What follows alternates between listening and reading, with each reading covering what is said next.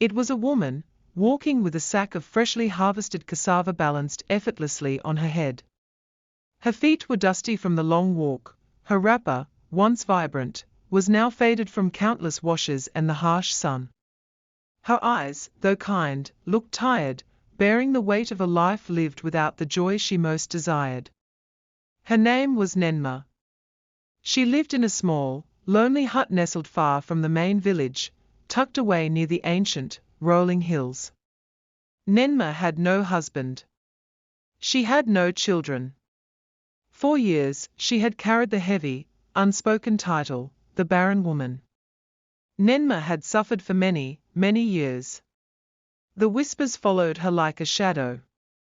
People mocked her, not with harsh words often, but with the painful sting of pity and exclusion. You don't know the pain of childbirth, they would sometimes tell her, a seemingly innocent comment that pierced her heart like a sharpened arrow. You don't know the joy of a child's laughter, they'd imply. But despite her deep sorrow, Nenma had a heart as vast and fertile as the earth itself. Her kindness was legendary, her empathy a soft blanket for anyone in need. That morning, Nenma was walking back from her small farm, her muscles aching but her spirit content from a good harvest. The forest air was still, broken only by the chirping of birds. Then, she heard something. A faint sound. A reedy, weak sound that seemed to float on the wind. What? She stopped, her head tilted, straining her ears. It sounded, was that a baby?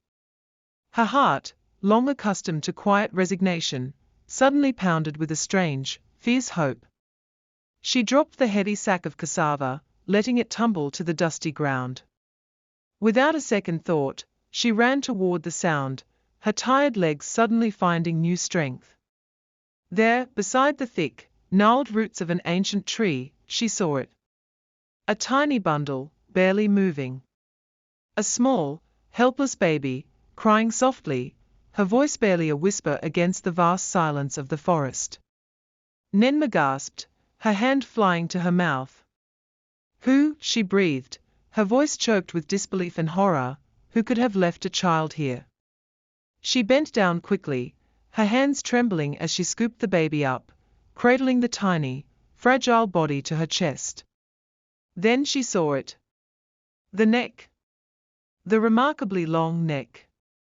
Nenma didn't scream. She didn't drop the baby in shock or fear, as many others might have. She only stared for a moment, her wise eyes taking in the unusual feature, a flicker of understanding passing through them.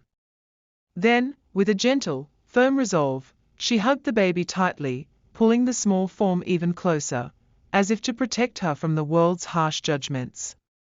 "Oh my God," she murmured, her voice filled with anguish and compassion. Who could do this to a child? What monster could abandon such innocence? She called out, her voice echoing through the quiet trees, "Hello. Is anybody here? Does anyone claim this child?" Silence answered her. Only the rustling leaves, only the deep, ancient silence of the forest. She looked down at the baby in her arms. The baby, sensing her warmth and comfort, looked back up at her, a small, tired smile gracing her tiny lips. In that instant, Nenma's heart, long barren and lonely, melted completely. It filled with a love so profound, so overwhelming, that it washed away years of sorrow and longing. "I don't care what you look like," Nenma whispered, tears welling in her eyes, tears not of sadness, but of pure, unadulterated joy. "You are mine now. You are my answered prayer." She used a part of her faded wrapper to tie the baby securely onto her back, just as she had seen other mothers do, and carried her all the way home to her small, solitary compound. When Nenma reached her humble hut, her first priority was the baby. She gently cleaned the dusty skin, her movements tender and careful. She fed the hungry infant with a thin pap, carefully spooning it into the tiny mouth until the baby was full and content. Then, she wrapped her in a warm, clean cloth, making a soft nest for her in her arms. "You are beautiful," Nenma whispered, pressing a soft kiss to the baby's forehead. "I don't care what anyone says about you. You are perfect to me." Nenma didn't know the child's real name. She didn't know her origins, or why she had been left. So, as the baby slept peacefully in her arms, Nenma whispered a new name, a name born of gratitude and hope. "I will call you Chizaram," she murmured, "it means God answered me. You are the answer to my deepest prayers." That night, Nenma couldn't sleep. She lay awake on her mat, bathed in the soft glow of the moonlight, just staring at the baby sleeping peacefully beside her. She touched her tiny hands, watched her chest rise and fall with each gentle breath, a miracle unfolding before her very eyes. But deep in her heart, a worry gnawed at her. Who left this child in the bush? Will they come back looking for her? She had no answers. But one thing was certain, she was not going to let go of this baby.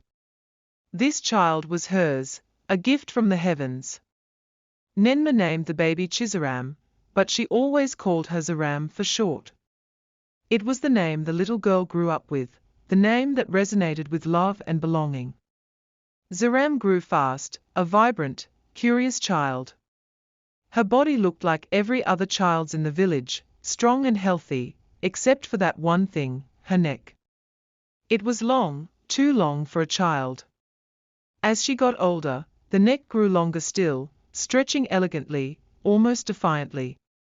Some people, when they whispered about her, said it looked like a rope, impossibly stretched. Others, eyes wide with a mix of fascination and fear, said she looked just like a giraffe, an animal known only from distant tales. But Nenma didn't care. She shielded Zaram from the cruel words, from the stares, from the whispers. She took care of Zaram like her own flesh and blood, showering her with unconditional love. She called her my sunshine, my miracle, and my answered prayer. "God gave you to me, Zaram," she would always say, holding her close, "and you are perfect just as you are." And Zaram, in turn, didn't call Nenma auntie or madam, as was sometimes common. She called her Mama. When Zara turned 6, Nenma, filled with a mother's pride, took her to the village primary school.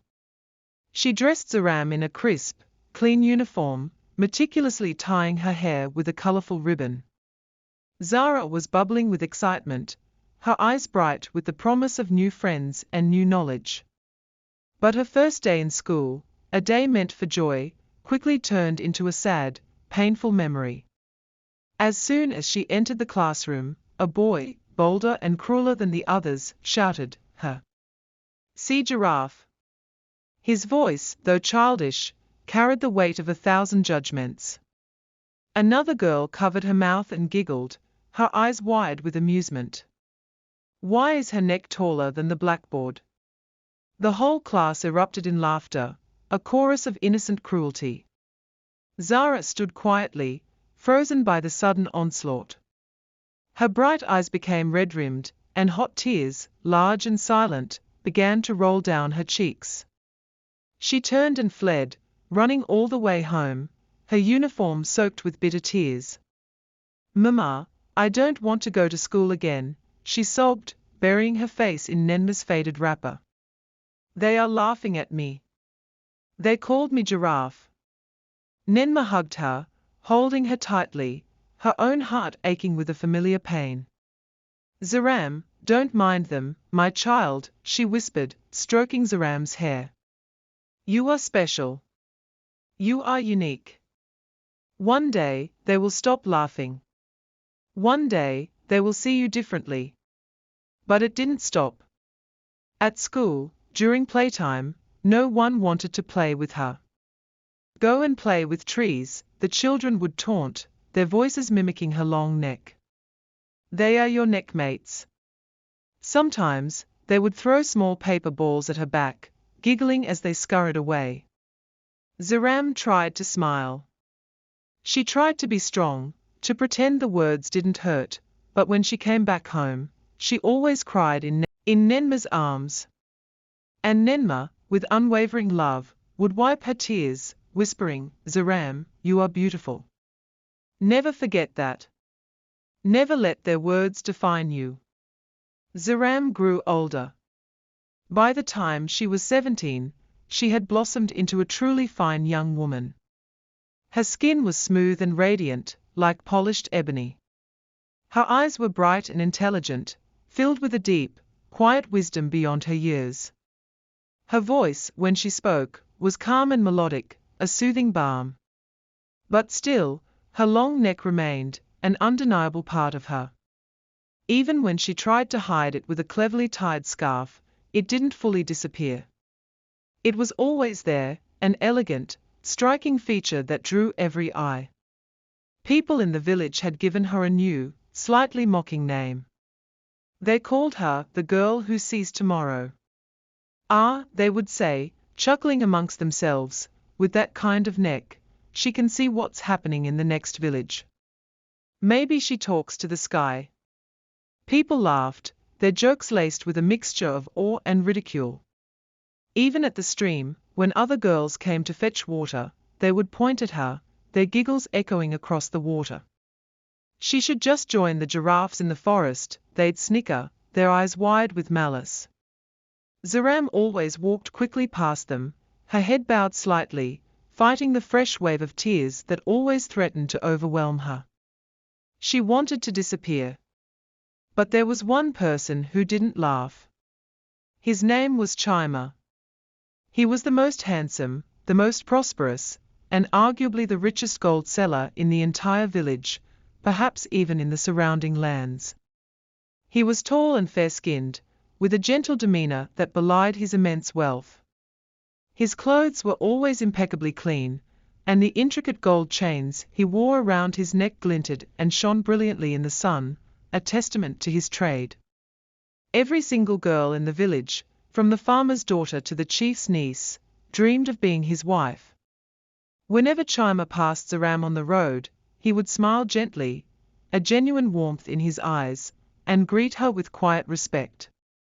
"Hello, Zaram," he would say, his voice soft and kind.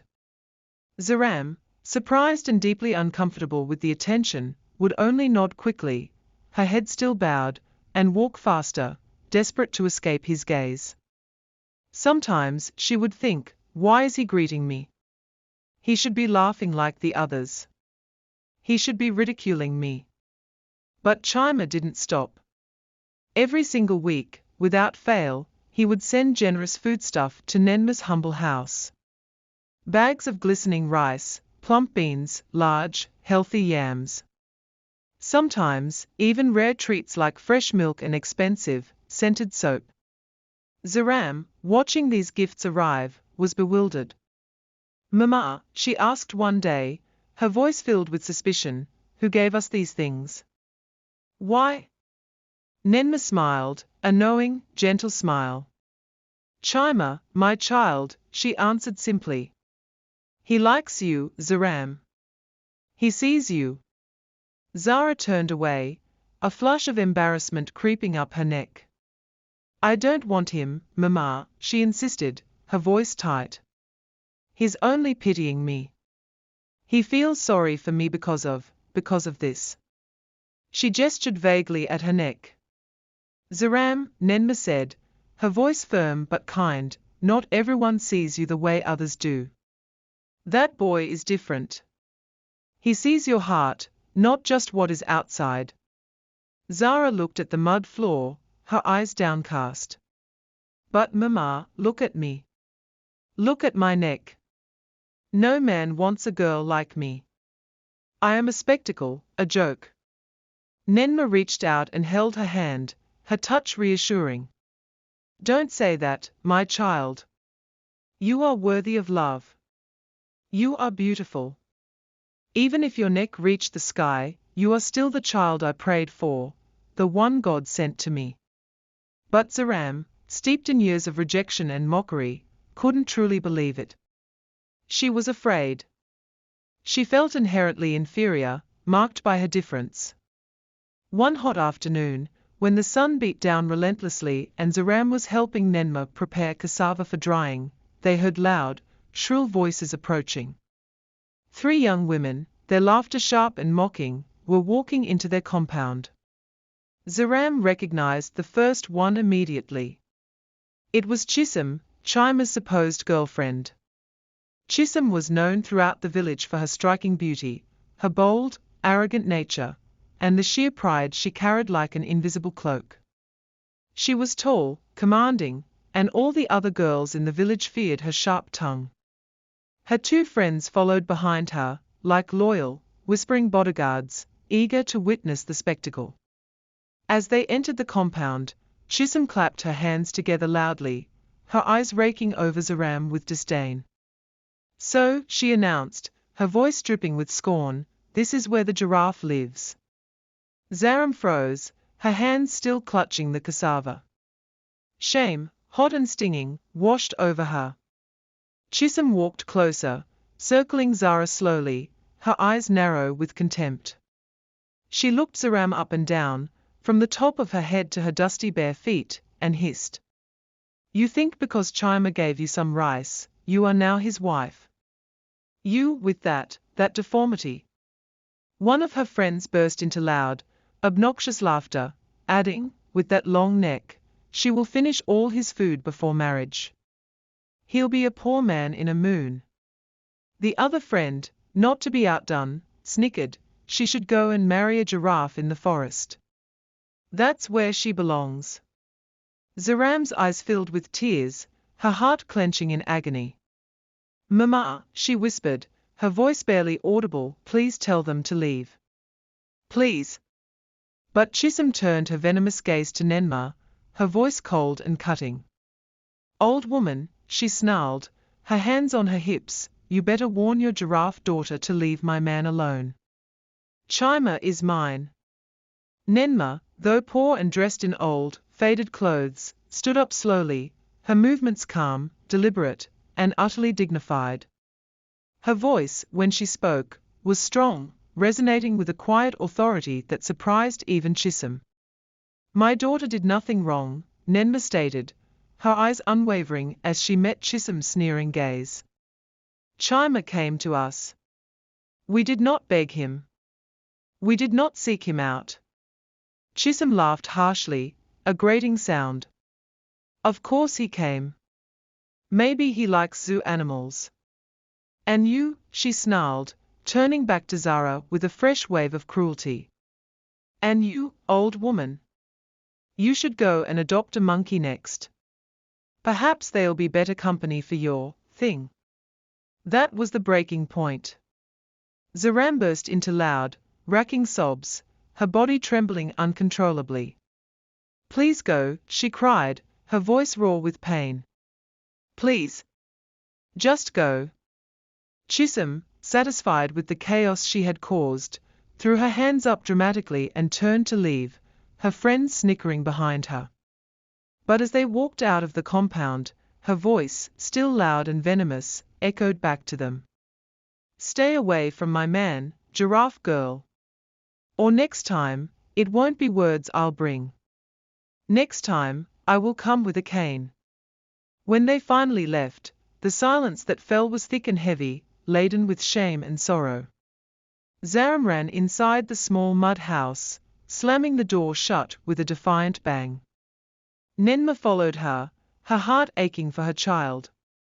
She sat beside Zaram on the mat, saying nothing at first, just being there.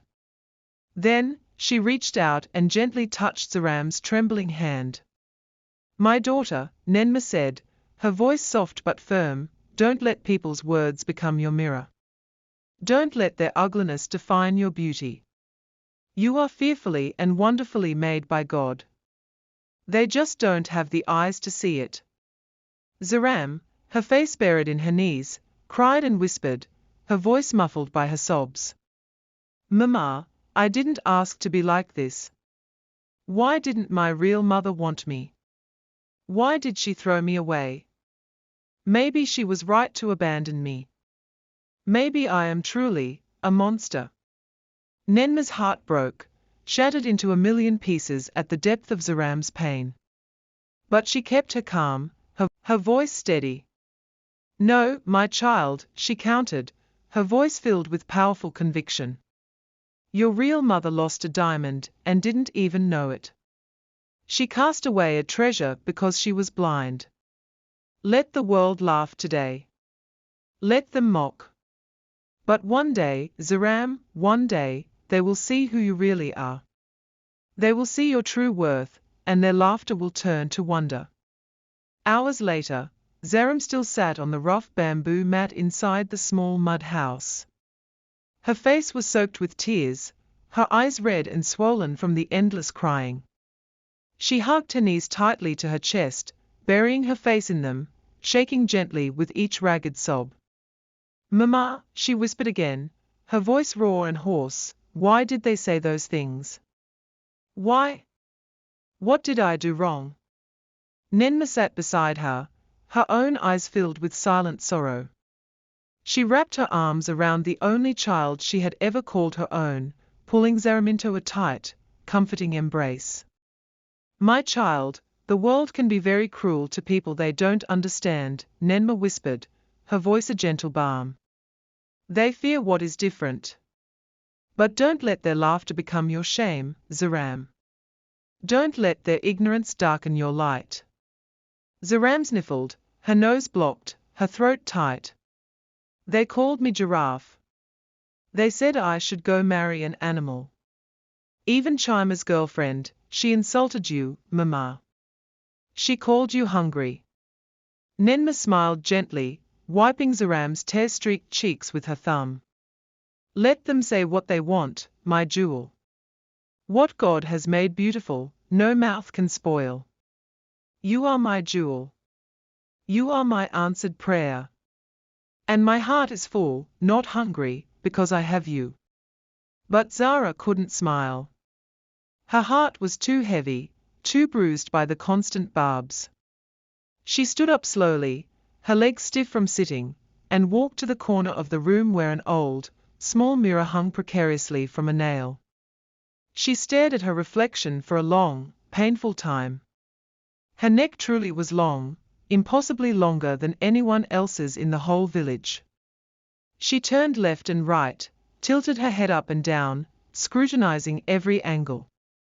But no matter what she did, no matter how she moved, the neck was still there, long, straight, and utterly unmissable. "I wish I could cut it off," she whispered, the words a raw, desperate plea from the deepest part of her soul. Nenma rushed over, her movements swift and alarmed. She gently but firmly held Zaram, pulling her away from the distorting glass. "Don't ever say that again, Zaram. Don't you dare speak such words," Nenma cried, her voice trembling with emotion. "Do you know how many women pray, on bended knees, for a daughter like you? Do you know how many times I went to the shrine, my spirit weary, and fasted until my body ached for a child before God, in His infinite wisdom, brought you to me, whole and perfect in His eyes?" Zaram looked at her, her eyes wide with a fragile hope. You really don't care about my neck, Mama?" Nenma laughed, a soft, loving sound, holding Zaram's chin gently in her hand. "I care about your heart, my child, not your neck. And if people say your neck is long, tell them it's long enough to reach heaven and hear God faster. Tell them it's long enough to pluck fruits from the highest trees when everyone else starves." Zaram jiggled, just a little. For the first time that day, a weak, fleeting smile appeared on her tear-streaked face. The seed of a new idea, of a different kind of strength, had been planted. Chima's steadfast love. The next day, rumors spread like wildfire all over the village. Chima's girlfriend went to fight the giraffe girl, they whispered, their eyes wide with scandal and excitement. They said she's using her long neck to collect blessings before others. Nenma's adopted daughter is now causing village problems, bringing trouble with her strange looks. Zaram avoided the market square, where the gossip was thickest. She didn't go to the stream to fetch water, fearing the stares and whispers. She stayed indoors all day, pretending to pound yam in an empty mortar, or sweeping the same spot over and over, desperately trying to appear busy, trying to disappear. But Chima didn't stop sending foodstuff. In fact, he increased it. 2 plump yams became 5. A single cup of rice became a full, heavy bag. He even sent fresh, rich palm oil, gari, and a small, delicate bottle of expensive perfume, its sweet scent filling Nenma's humble hut. Nenma's eyes widened in genuine shock and gratitude as she received the items. Zaram, she exclaimed, her voice filled with wonder. This boy is serious. He even sent 2 new wrappers for me. But Zaram refused to come out of the inner room. I don't want anything from him, Mama, she insisted, her voice muffled. He's just being kind out of pity. He doesn't truly want me. Nenma sighed, her heart heavy with concern for her daughter's pain and stubbornness. My daughter, how long will you punish yourself? How long will you let their words imprison you? Can't you see this boy sees more than your neck? He sees your goodness, your quiet strength. But Zaram shook her head, her resolve firm. I'm not like the girls he should marry. I'm just a joke to the whole village. A thing to be pointed at. That evening, while Nenma was in the backyard, her hands busy washing bitter leaf for their evening meal, Zaram heard a gentle knock on the door. Knock, knock. Her heart leaped into her throat. She tiptoed to the thin curtain that served as a door, and peeped through a tiny slit. It was Chima. She gasped, her breath catching in her throat, and ran to the inner room, her heart racing like a trapped bird. Mama, she called out in urgent whispers. Mama. He's here. Nenma rushed in, her hands still wet with bitter leaf juice. Who? Who is here, my child? She asked, then saw the panic in Zaram's eyes. Oh? Chima. Nenma smiled widely, a bright, joyous grin spreading across her face. Ah? Let me go and greet him like a proper mother-in-law. Mama, please don't embarrass me. Zaram pleaded, her voice a desperate hiss. But it was too late. Nenma wiped her hands quickly on her wrapper and opened the door, her face alight with welcome. Chima. Welcome, my son, she said, her voice warm and inviting. He bowed slightly, his respect clear. Good evening, Ma. Zaram stood rooted behind the curtain, her entire body rigid, her heart pounding so loudly she was sure Chima could hear it. I brought this for you, Chima said, his voice calm and gentle, handing over a small, intricately woven basket. Inside, nestled amongst fresh leaves, was a perfectly roasted chicken, some ripe, golden plantains, and a packet of sweet chin-chin. Nenma was truly shocked by the generosity. Ah! Ah! God will bless you, my son. Thank you, thank you. Her gratitude was immense. Chima looked around the small hut, his eyes subtly searching for Zaram. Is Zaram home? He asked, his voice soft. Zaram froze behind the curtain, holding her breath. Nenma looked back, a knowing smile on her face. She's inside, my son, but she's shy. Very shy. Chima smiled, a warm, understanding smile. I understand. Tell her I just came to greet her. No pressure. I will go now. As he turned to walk away, Nenma shut the door and turned to Zaram, her eyes sparkling. Did you see that, my daughter? A fine boy like that. Rich, gentle, respectful. He came just to say hello.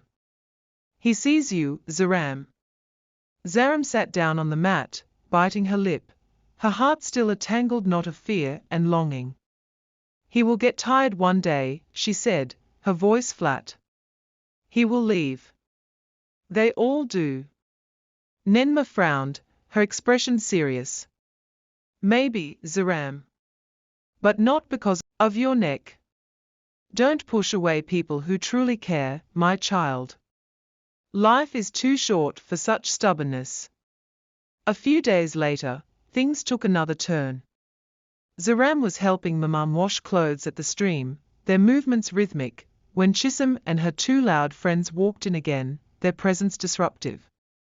They dropped their buckets with a clatter and immediately started whispering loudly, their voices carrying easily across the water. One of them, a girl with sharp eyes, sneered, "And see the neck that caught a rich man. So, this is how girls get husbands now, with long necks and pity." Chisholm walked closer to Zaram, her eyes narrowed, her face a mask of scorn. "You still don't have shame, giraffe girl," she hissed, her voice low and menacing, "after everything I said. After I warned you." Zaram stood up straight, her hands clenched. Her voice, though trembling, was clear. "I didn't beg him for anything. I didn't ask for his gifts." Chisholm scoffed, a sneer twisting her lips. "But you took the food, didn't you? You took the gifts. You and your hungry mother." Zaram's heart sank, a fresh wave of pain washing over her. But this time, a spark of defiance ignited within her. Her fists clenched, her nails digging into her palms. "Don't talk about my mother like that," she warned, her voice surprisingly steady. Chisholm laughed, a harsh, grating sound that filled the air. "Or what, giraffe girl? Will you hit me with your long neck? Will you poke me with it?" Her friends burst into loud, mocking laughter, their high-pitched cackles echoing across the tranquil stream. "Look, giraffe girl," Chisholm said, stepping even closer, invading Zaram's space. "Stay away from Chima. Stay away from my man. Or next time, it won't be words I'll bring. Next time, I will come with a cane, and I will use it." Zaram's eyes filled with tears again, but this time, they were tears of fury, not just sorrow. She grabbed the wet clothes, leaving them dripping on the rocks, and ran off, fleeing the stream, fleeing the cruel laughter, the mocking stares. The villagers around the stream, who had witnessed the entire scene, all stared in silence. No one said a word. Some pitied her. Some whispered amongst themselves, their glances darting between Zaram's retreating figure and Chisholm's triumphant sneer. But none, not a single soul, stepped forward to help Zaram, to defend her, to offer a kind word. When she got home, she dropped the wet clothes onto the dusty ground and cried out, her voice raw with anguish. "I didn't ask for this neck. I didn't ask for this life. Why was I born like this, Mama? Why?" Nenma came running, her face etched with sorrow, and hugged her again, pulling her tightly into her embrace. Zaram sobbed, her voice muffled against Nenma's shoulder. "I don't want Chima. I don't want his gifts. I just want peace. I just want to be normal. I want to be like everyone else." Nenma held her tightly, stroking her hair, and whispered, her voice filled with a profound wisdom. "Maybe you were not born to be normal, Zaram, my child. Maybe you were born to be extraordinary." Zaram blinked, her tear-filled eyes looking up at Nenma. "What do you mean, Mama?" she asked, her voice a fragile whisper of hope. But Nenma just smiled, a small, knowing smile. "One day, my sunshine," she said, "one day, you'll see." After many talks, many quiet evenings by the fire, and countless moments of gentle encouragement, Nenma was finally able to convince Zaram. "My daughter," Nenma said one evening, her voice soft but firm, as they sat sharing a simple meal, "you deserve to be loved. Truly loved. Chima loves you, Zaram. Long neck or not, he sees your heart. Don't let your fears, don't let the cruel words of others, stop you from being happy. Don't let them steal your joy. Zaram looked at her mama, her eyes still teary, but a new light, a flicker of hope, beginning to shine within them. She nodded slowly, her heart still hesitant, but her spirit yearning for peace. I will marry him, Mama, she whispered, the words feeling both terrifying and liberating. Nenma screamed in joy, a cry of pure, unadulterated happiness. She danced around their small hut, her old wrapper swirling around her. God, thank you.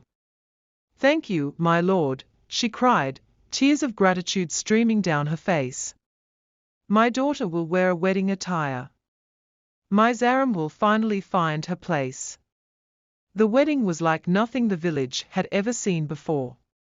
It was a spectacle, a grand celebration that transcended all expectations.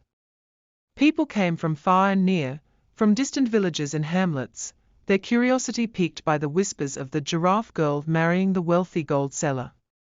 Even villagers from other towns, those who had only heard the mocking tales, traveled for days to see it with their own eyes.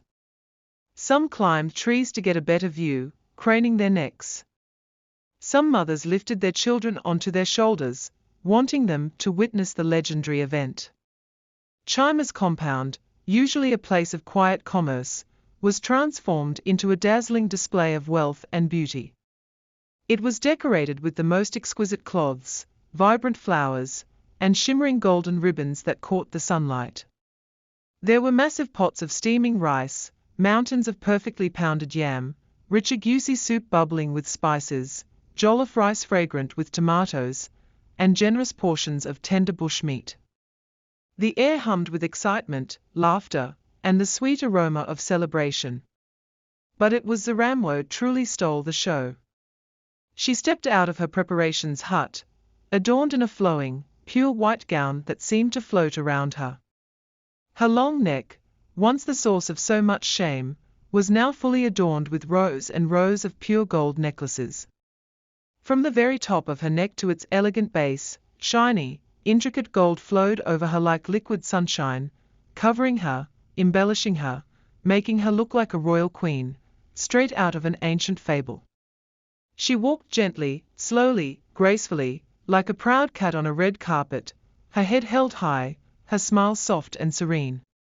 Ah, someone in the crowd gasped, their voice filled with utter disbelief. Is this not the same girl we used to laugh at? The one we called Giraffe?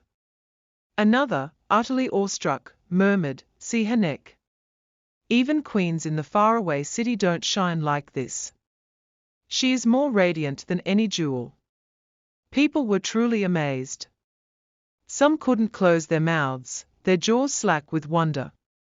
Others whispered in regret, their faces tinged with remorse for their past cruelty. Zaram didn't mind them. She didn't let their sudden awe sway her. She smiled softly, a quiet, inner knowing filling her. She knew that the very people who had once mocked her, who had cast her aside, now wanted to be like her, to emulate her. But she stayed calm and humble, her heart steady. She didn't show off. She didn't talk too much, allowing her presence to speak for itself. She simply smiled, a genuine smile of quiet contentment, and held Chima's hand, feeling the warmth of his love. After the wedding, Zaram moved into their new mansion. The house was the biggest, grandest structure in the entire village, a testament to Chima's immense success. It had gleaming tiled floors, enormous, plush chairs, a sparkling clean kitchen, and, most miraculously, a tap that brought clean, flowing water directly into the house, something most villagers had never seen, and could only dream of. People now clamored to be friends with her. Girls who had once laughed at her, who had whispered cruel jokes, now smiled fake, saccharine smiles and waved from a distance, trying desperately to catch her eye. But Zaram had only two real friends, two constants in her life, Nenma, her beloved mother, and Chima, her devoted husband. And that, she knew, was more than enough for her. Then, something strange, something terrifying, happened. After a few months of Zaram's new life, the skies, usually generous with their life-giving rains, stopped giving. The clouds vanished. The sun beat down relentlessly, scorching the earth. The farms, once green and lush, dried up, their crops withering into brittle husks. The rivers, once flowing with cool, clear water, shrank and disappeared, leaving only cracked, parched beds. The animals in the forest, their pastures gone, ran away in search of sustenance, their desperate cries echoing through the barren land. A devastating famine, silent and deadly, came upon the land of Umugo. People cried, their voices filled with despair. There was no food, no water. Their crops refused to grow. Even rich families, those who had once boasted of their wealth, started selling their precious goats and their last possessions just to survive, just to buy a handful of grain. But in Chima's house, things were starkly different. They had food. They had clean, fresh water. They had plenty of yam, rice, and even bush meat, stored away in abundance. Chima, with his foresight and wealth, had stored enough food in his vast warehouse to last for seasons. And, most importantly, he had dug a remarkably deep well in his compound, a well that, miraculously, never dried, even in the harshest heat. It seemed a blessing from the heavens themselves. Every single day, people came to their gate, their faces gaunt, their bowls empty, their eyes filled with desperation. Please, they would beg, their voices cracked and weak, please give us small food. My children have not eaten since yesterday. Help us, Zara, no, Zaram. Please help us, Zaram. And Zaram, her heart filled with compassion, helped. She and Nenma, her mother, worked tirelessly, packing food and sharing precious water with the people of many villages. Some people came with shame etched on their faces, their eyes downcast, because they had once mocked her, once ridiculed her. But Zaram gave them food anyway. She had a kind heart, a heart that held no grudges, a heart filled with the boundless love Nenma had instilled in her. One afternoon, an old, tired man, his clothes torn and dusty, his legs weak and stumbling from hunger, arrived at their gate. His eyes were weak, clouded with starvation, and he looked like he had not eaten for days. It was Okaka the hunter, Zaram's real father.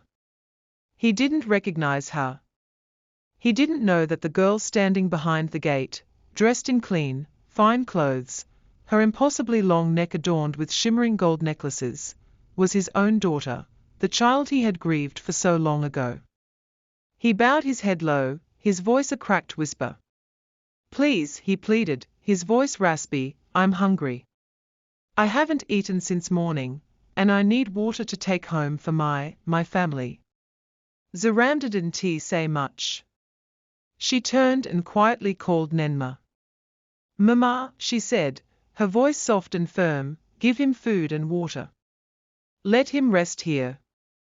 Nenma, recognizing the universal pain of hunger, brought a generous portion of rice and meat, and a large cup of clear, fresh water. She gave it to him with a gentle smile. Okaka sank to the ground, his body trembling, and ate slowly, savoring every mouthful, as if it were the most precious thing he had ever tasted. As he ate, his eyes kept straying to Zaram, who stood quietly, observing him. Such beauty, he thought, a silent wonder filling him. Her long neck is so beautiful. He whispered to himself, almost unheard, this one is a queen. She looks like what my daughter could have been. If only. He closed his eyes in pain, a sharp, bitter pang in his heart, remembering the daughter he had lost so long ago, the child he believed had been stolen from him. After eating, he stood, feeling a little stronger, and bowed again, carrying his full keg of water home. Thank you, he murmured, his voice filled with sincere gratitude. May God bless you all. He left, still thinking of Zaram's remarkable beauty, still utterly unaware that the kind, golden-necked queen who had fed him was his own blood. Zaram, too, didn't know that the hungry, tired man she had just fed was her real father. The same man who had once cried, truly cried, when he thought his baby was stolen. The same man who had been brave enough to hunt a giraffe for his wife's strange craving. Meanwhile, Oluchi and her friends, the very same girls who had mocked Zaram so cruelly before, came to beg for food too. They came with shame, their faces downcast, some even trying to cover their features with their wrappers. Zaram stood calmly on the balcony of the mansion, looking at them, her expression unreadable. She said nothing. Nenma, ever the embodiment of kindness, handed them food. They took it quietly, their usual bravado gone, and left without a word. They tried to smile and wave, but Zaram only nodded, her gaze steady, unyielding. They were embarrassed, humbled by their hunger and by Zaram's unwavering grace. They now wished, desperately, to be friends with Zaram, to be part of her new, extraordinary world. But it was too late. Their fake smiles were not enough to erase the deep pain they had once caused. Now they saw her beauty. Now they saw her worth. Now they wanted her friendship. But Zaram was no longer that weak girl who cried at the stream.